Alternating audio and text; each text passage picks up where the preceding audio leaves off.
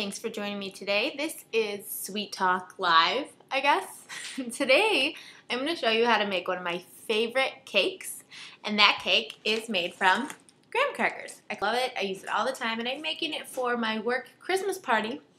And I know it's February, but when you work in a restaurant, your Christmas party gets to be in February, so hang on. To start this recipe, we're going to preheat the oven to 375 degrees and prep your pan for this pan recipe. You can make this recipe anyway. I've made it in big pans, little pans, cupcakes, all the different ways you can make it. But we're going to make it in a sheet pan today, 9 by 13. I'm going to make 2 layers of 9 by 13, so that's actually going to be doubling the recipe. It's really a good idea if you're going to use more than one pan to use identical pans. So try your best to do that. So let me tell you again what you need here. We're going to use flour, 1 cup. We use 1 cup and 2 tablespoons of sugar, 3½ teaspoons of baking powder, 3/4 of a teaspoon of salt, 2 cups of graham cracker crumbs, so I got to make those, 1 cup plus 2 tablespoons of milk, and I'm doing a little experimenting today with some chocolate, Nestle Nesquik. We're also going to use 1½ teaspoons of vanilla, and 3 eggs, and 3/4 of a cup of shortening. So here we go. Pretty simple, these ingredients, and actually one of the greatest things about this recipe is that I don't even need to get out my stand mixer. This is super easy and super delicious. So like I said before, this is such an easy recipe. I'm taking my giant bowl, and all I'm doing is putting everything in it basically. I have 1 cup of flour in my bowl. My 2 cups of graham cracker crumbs in my bowl.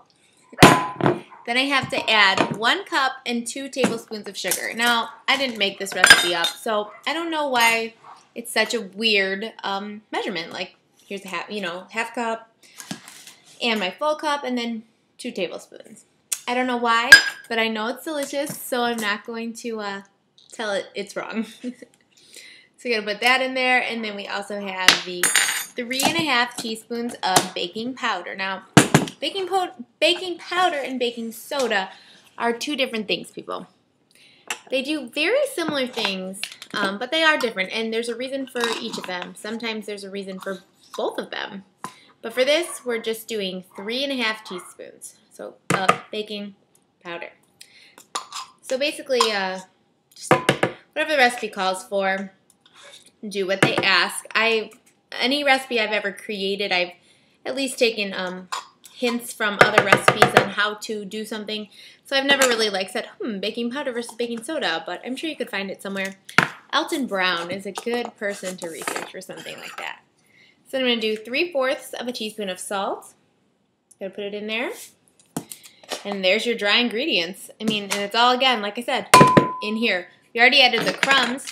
And I'm going to do shortening. This is why this recipe is so easy and interesting, because I'm a butter girl. I mean, butter's usually, what you're going for when you're cooking. It's that rich flavor. It's familiar. You know it's delicious. But when a recipe calls for shortening and it turns out this fantastic, I'll use it. So 3/4 of a cup of shortening. If you've never seen a Crisco stick, you're missing out.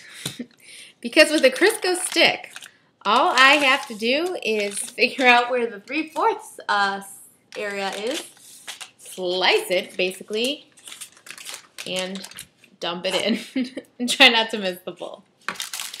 So there's my shortening. Now I'm going to add milk. Remember I said I'm going to do something a little different today. I'm sure it'll end up delicious. And try this chocolate Nesquik. So again, I'm looking for 1 cup and 2 tablespoons. So this must be something to do with that sugar kind of thing. So we'll just use a cup of chocolate milk right in there. And then we just have 2 more ingredients. 1½ teaspoons of vanilla. Vanilla's like my favorite. So of course, so my favorite that this one's brand new. Take the top off there. So 1½ teaspoons. And I don't know how much you know about vanilla, but it really is important to use good quality vanilla. Vanilla imitation is, well, it's exactly that. It's vanilla imitation. So try to use the real stuff when you can. And then 3 eggs. Get this out of there. 3 eggs. Crack your egg on the counter. If you know that, it's because you are much, much, much less likely to get any shell in your bowl if you crack it on the counter. It took a long time for me to learn that. Really, it's pretty simple. So after I get all these things in here, which again, every ingredient in the bowl, all I'm going to do is beat this at low speed until my crumbs are moistened. That's it, right? Then beat it a little bit, beat at a higher speed for 2 minutes, and that's it.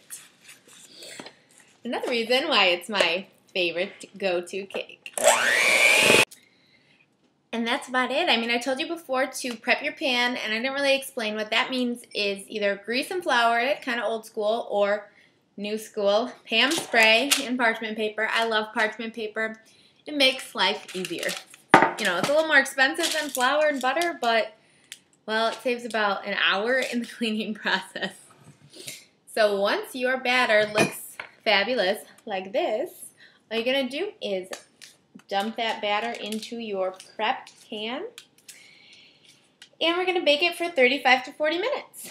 And once that's done, I will take it out and I'm going to tell you about what I'm going to do to make this cake even more fabulous. This is what my cake looks like. It's cooling here. Like I said, brown, beautiful on the outside. Looks kind of like a graham cracker, smells like a graham cracker, and definitely tastes like a graham cracker too. I promise to show you some pictures at the end of this roll right here from the cake when it's done, what it looked like from the inside and the outside. It might look something like this for my work. But I'm going to fill it with pudding, because I like to do that. And also, since it's a graham cracker cake, I'm going to fill it with chocolate-covered marshmallows. So, too bad you can't be at the party. If I have any leftovers, just call me and I'll send some your way. Thank you for watching this first debut episode of Sweet Talk Live. I'm Michelle, and have a delicious day.